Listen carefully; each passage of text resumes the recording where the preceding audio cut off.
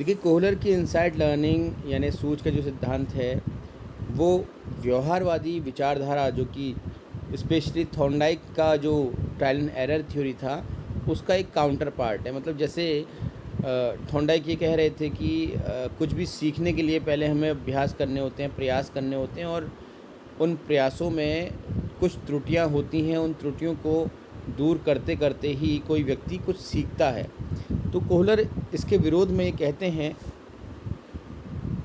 कि ऐसा बिल्कुल भी ज़रूरी नहीं है कि जो इंसान बुद्धिमान है वो त्रुटियां करे, क्योंकि वो अपनी समझ का, अपनी सूझ का, अपने पूर्व अनुभवों का प्रयोग करके पहले ही समस्या के समाधान पर एक सही रूपरेखा बना लेता है और जिस कारण से उसे किसी भी प्रकार की त्रुटि करने की आवश्यकता नहीं पड़ती है।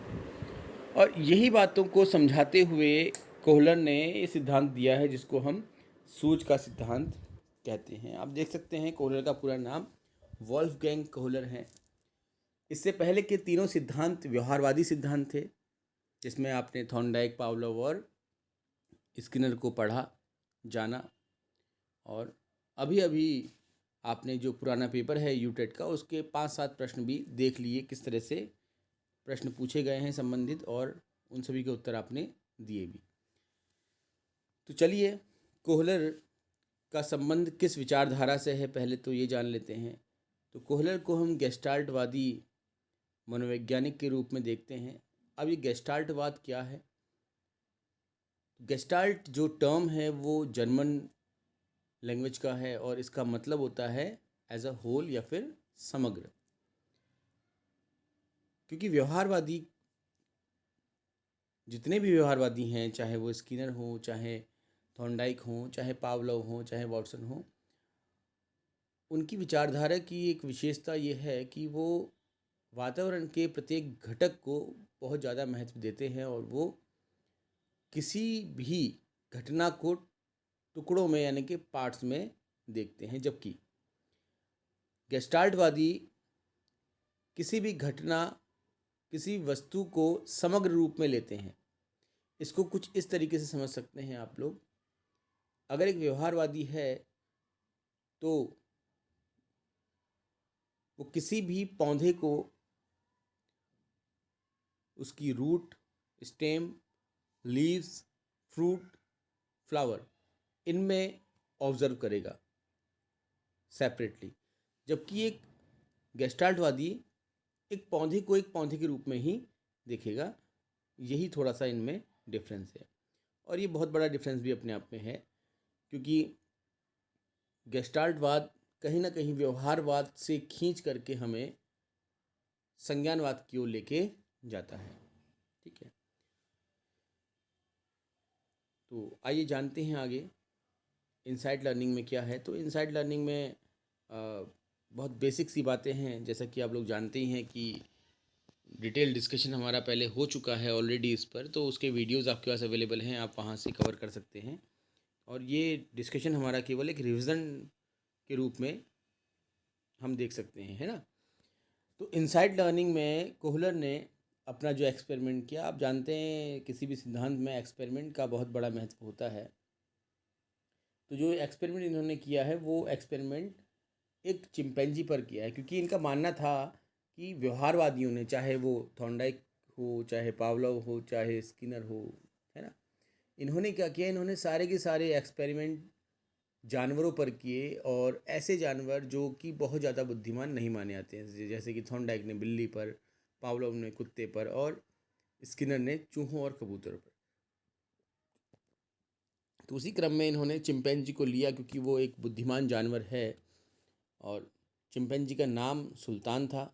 ये प्रश्न पूछा गया है विगत कई परीक्षाओं में कि कोहलर ने जिस चिंपैंजी पर एक्सपेरिमेंट किया उसका नाम क्या था, तो नाम सुल्तान ही आपको याद रखना है। ठीक है, एक्सपेरिमेंट पर बात करें तो दो अलग अलग सिचुएशंस इन्होंने रखी। पहली सिचुएशन, जहाँ पर आप बहुत गौर से सुनिएगा, हाँ, एक्सपेरिमेंट को, और रिलेट भी करते रहिएगा, ठीक है, क्योंकि मैं सिर्फ आपको फैक्ट नहीं बता रहा हूँ, मैं कोशिश कर रहा हूँ कि आपको बिहेवियरल टर्म में चीज़ें सिखा करके रिलेट किया जाए डायरेक्ट कंसेप्ट के साथ। तो पहली अरेंजमेंट जो होती है इनके एक्सपेरिमेंट की, उसमें कुछ ऐसा ये करते हैं जैसे कि एक इन्होंने चिंपैंजी को एक रूम के अंदर बंद किया जिसमें कि सलाखें लगी थी। अब मूवीज़ वगैरह काफ़ी देख चुके हैं, अगर ओरिजिनली आपने जेल का रूम ना देखा हो तो ये जेल में सलाखें होती हैं, वैसे ही सलाखें उस रूम में थी। और चिंपैंजी के लिए उन सलाखों के बाहर, मतलब उस कमरे के बाहर से कुछ केले या कहें कि एक केले का गुच्छा रख दिया गया। ठीक है, अब देखो ना आप, इससे पहले आपने पढ़ा कि थॉर्नडाइक के केस में भी यही हुआ था कि बिल्ली के लिए पिंजरे के बाहर मछली रखी गई थी और बिल्ली को मछली खानी थी क्योंकि भूख लग रही थी उसको। तो बिल्ली ने एक बार भी ये नहीं सोचा कि मैं इस मछली को अपना हाथ बाहर निकाल करके भी खींच सकती हूँ अपनी ओर। सोचा ही नहीं उसने, ऐसा सोचा बताओ। तो नहीं सुनो सर। हाँ, तो बिल्ली ने तो प्रयास सीधे ये किया कि मैं इस दरवाजे को खोल के बाहर चले जाऊं तभी मछली खाऊंगी। बट चिंपैंजी ने ऐसा नहीं किया क्योंकि वो बुद्धिमान जानवर होता है और उसने ये ऑब्जर्वेशन किया कि ये तो मामूली सी बात है कि अगर मैं ज़रा सा बाहर हाथ निकालता हूँ तो ये केले मेरे पास आ जाएंगे। जैसे कि आप लोग ने अपने साथ देखा होगा, कई बार आप सफ़र करते हैं बस में। अब बस में आप जा रहे हैं कहीं पर, बस ज़रा देर के लिए रुकी, मूंगफली वाला, आइसक्रीम वाला या फिर इस तरह से जो लोग आते हैं, है ना, आते होंगे। आपने किया है सफ़र, नहीं से किया है बस में, या फिर आप आज तक कभी कहीं गए नहीं घूमने? सर किया है, सर हाँ, तो किया जब आप है। खिड़की के किनारे बैठे हुए हैं और कोई आइसक्रीम वाला या फिर कोई भी आता है और आपको लेना है, तो क्या करते हैं आप? खिड़की से ही आप अपना हाथ बाहर निकाल करके पैसे देते हैं और उससे सामान ले लेते हैं। क्या आप उस सामान को लेने के लिए बस से पूरा नीचे उतर करके फिर ले करके फिर बस में चढ़ते हो क्या? बोलो। No sir. नहीं। ऐसा ही आप ट्रेन में करते हैं कई बार, है ना।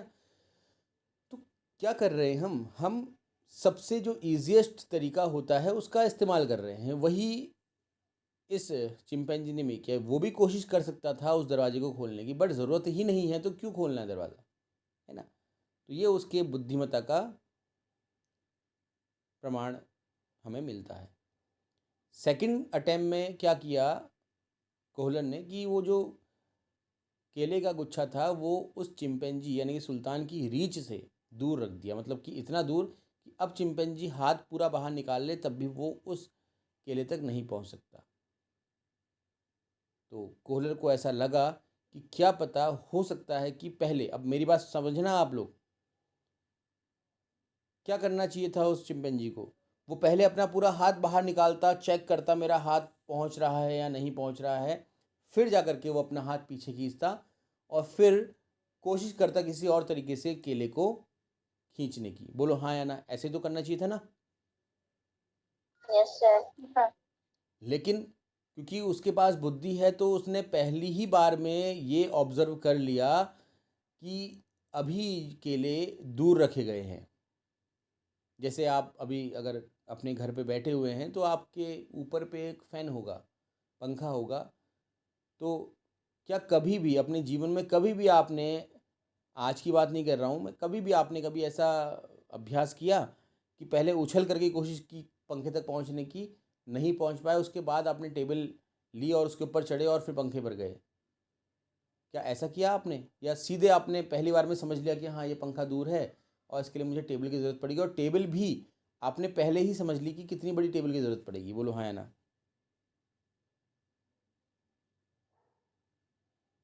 बोलिए, आंसर दो ना, आप रिस्पॉन्स तो दो। अगर हाँ तो हाँ, ना तो सर ना। बोलो। इससे पहले चेक किया कि टेबल की जरूरत है कि चेयर से काम होगा उस तरीके से। चेक किया का मतलब मेरा ये है कि क्या आप उछल करके गए पंखे तक, उछल करके कि हाँ ये जी। पहुँच नहीं है, किया ऐसा? जी। ठीक है, फिर आपकी तो बुद्धि कम लग रही फिर मेरे को, क्योंकि ऐसा तो, नहीं सर, मतलब वो चेयर, नहीं मतलब हाँ, चेयर या टेबल किसकी जरूरत होगी वो चीज हाँ ऐसे आइडिया लग। बिल्कुल, एक एक आइडिया लेते हैं ना हम कि क्या यहाँ तक हम पहुँच पाएंगे या नहीं पहुँच पाएंगे। वो तो हम पहले ही आइडिया लगा लेते हैं कि कितना ऊपर है, कितना हमारी रीच में है या नहीं है। तो यही काम तो सुल्तान ने भी किया, उसने पहले ही ऑब्जर्व कर लिया कि यार तो ये तो मैं हाथ यहाँ तक पहुँचा सकता हूँ ही नहीं हूँ। अब क्या करूं? फिर उसने अंदर दाएं बाएं देखा, अपने तो उसको एक छड़ी दिख गई, क्योंकि कोहलर एक काम कर रहे थे। कोहलर अगर समस्या पैदा कर रहे थे उस सुल्तान के लिए, तो उस समस्या का समाधान वो सुल्तान के अंदर ही रख रहे थे, दूर नहीं रख रहे थे कहीं पर। ठीक है, तो उसने डंडी पकड़ी और वो पहले ही बार में डंडी से केले अंदर खींच लिए। तो बिना किसी त्रुटि के पहले ही प्रयास में सफलता मिल गई। तीसरी बार फिर से केलों को इतनी दूर रखा गया कि अब वो सिंगल डंडी से भी नहीं निकल सकते बाहर।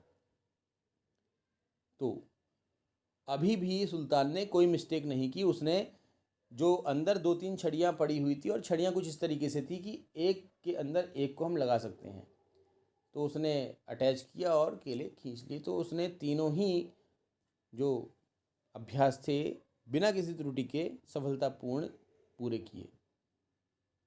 दूसरा एक्सपेरिमेंट इन्होंने सुल्तान पर किया, जिसमें इन्होंने कमरे के अंदर ही उसे रखा और केले टांग दिए ऊपर, जैसे पंखा होता है ना वैसे टांग दिए। पहले तो केलों को कुछ इतनी नीचे तक टांगा गया कि वो आराम से खड़ा होकर के केलों तक पहुंच जाए। तो उसने पहले अभ्यास में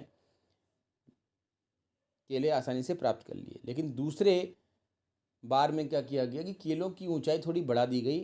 अब उस तक केलों तक पहुंचने के लिए उसको स्टूल की ज़रूरत पड़ती। स्टूल मतलब कि वो जो मेज़ वगैरह जिसको हम बोलते हैं ना,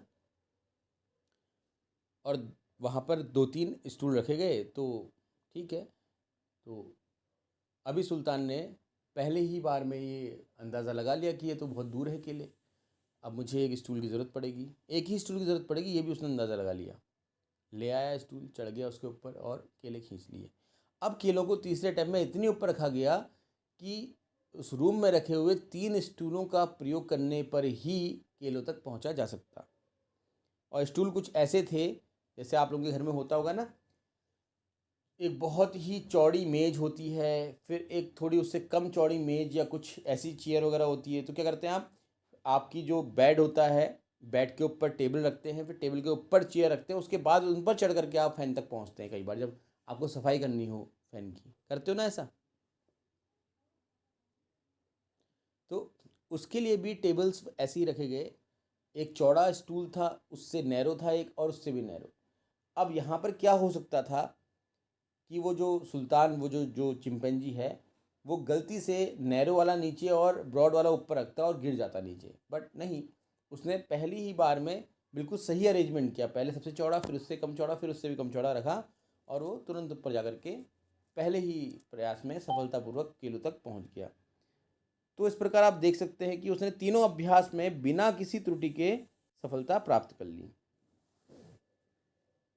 देख सकते हैं आप लोग, ये आपके सामने चित्र दिख रहा है जो भी एक्सपेरिमेंट में डिस्कस किया आपसे, है ना। आपको दिख रहा होगा कि ये चिंपैंजी जो है ये किस तरीके से एक छड़ी के अंदर एक और छड़ी डाल रहा है, मतलब एक स्टिक के अंदर एक और स्टिक डाल रहा है, किस तरीके से स्टूल के ऊपर स्टूल रख कर के केलों तक पहुंचने का प्रयास कर रहा है ना।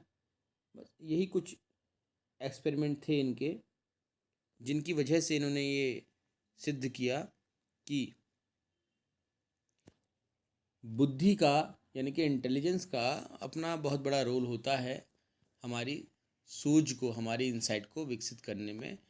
और इंसाइट हर व्यक्ति में अलग अलग तरह से हो सकती है।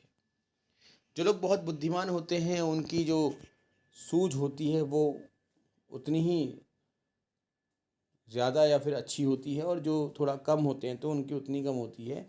इस बात का तो आपने अनुभव अपने जीवन में किया ही होगा। सूझ को एक प्रकार से आप कुछ इस तरीके से ले सकते हैं कि हम अपने पूर्व के अनुभवों को किस प्रकार से रिकॉल करके प्रयोग कर सक रहे हैं अपने समस्याओं के समाधान के लिए। ठीक है, हेलो। Yes sir. तो यही सिद्धांत है इनका। अब इस सिद्धांत में आपने क्या पढ़ा, मैं एक बार आपको समराइज कर देता हूँ इसको, ठीक है, फिर क्लास को वाइंड अप करेंगे हम। सबसे पहले तो कोहलर गेस्टाल्टवादी हैं, ठीक है। दूसरी बात, गेस्टाल्ट जो शब्द है वो जर्मन लैंग्वेज का शब्द है। तीसरी बात, गेस्टाल्ट शब्द का अर्थ क्या होता है, समग्र, यानी कि होल। चौथी बात, कोहलर ने जो ये सिद्धांत दिया है, ये किस व्यवहारवादी सिद्धांत का काउंटर पार्ट है? तो ये थॉर्नडाइक के ट्रायल एंड एरर का काउंटर पार्ट है। देन कोहलर ने अपने सिद्धांत में किस जानवर पर प्रयोग किया है? तो किस पर किया है? चिंपैंजी पर किया है, जिसका नाम सुल्तान था। ठीक है, तो ये कुछ बातें हैं जो इससे इम्पोर्टेंट है, इससे संबंधित है और आप लोगों के लिए इम्पोर्टेंट भी है। इसके बाद कोहलर ने ही प्रिंसिपल्स ऑफ ग्रुपिंग समझाया है। प्रिंसिपल ऑफ ग्रुपिंग क्या होते हैं और जो 4 कैटेगरीज इन्होंने बताई हैं उनमें क्या डिफरेंसेस हैं, वो आप लोगों को जो वीडियो मैं शेयर करूंगा अभी उससे आप देखिएगा आज की क्लास में। आप में से किसी का माइक अनम्यूट है, प्लीज़ म्यूट कर लीजिए। ठीक है, डिस्टर्बेंस हो रहा है क्लास में।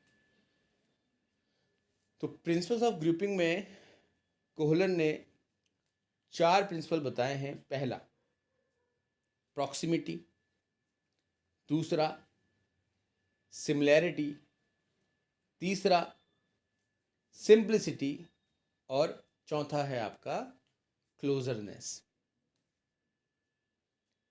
ठीक है, प्रॉक्सिमिटी को हिंदी में कहते हैं निकटस्थता, समीपता, जो भी आप कहें उसको। सिमिलैरिटी को बोलते हैं समानता, या आप नोट करें इसके लिए बोल रहा हूं मैं। ठीक है,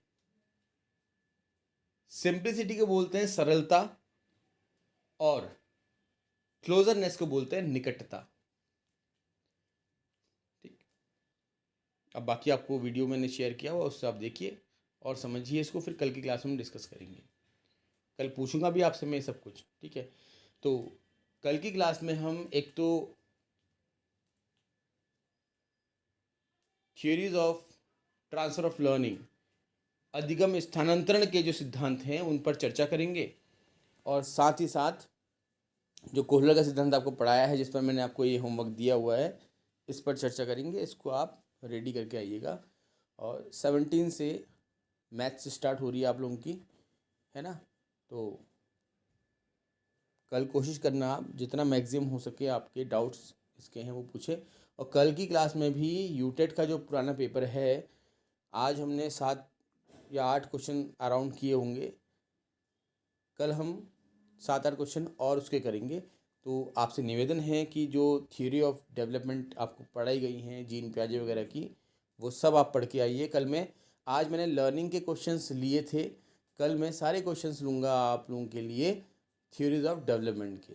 ठीक है, तो उनको पढ़ के आइएगा। कल हम उन्हीं प्रश्नों पर चर्चा करेंगे जो कि आपके यूटेट में आए हुए हैं, और उसका वीडियो मैं आप लोगों के लिए नहीं बना रहा हूँ, उसमें क्लास में उपस्थित होना आप लोगों के लिए अनिवार्य है। ठीक है, ये आप लोग ध्यान दें। तो ठीक है, फिर thank you all of you, have a good day. अब डाउट वगैरह तो आप लोग पूछ लीजिए, वीडियो में ओवर कर रहा हूँ।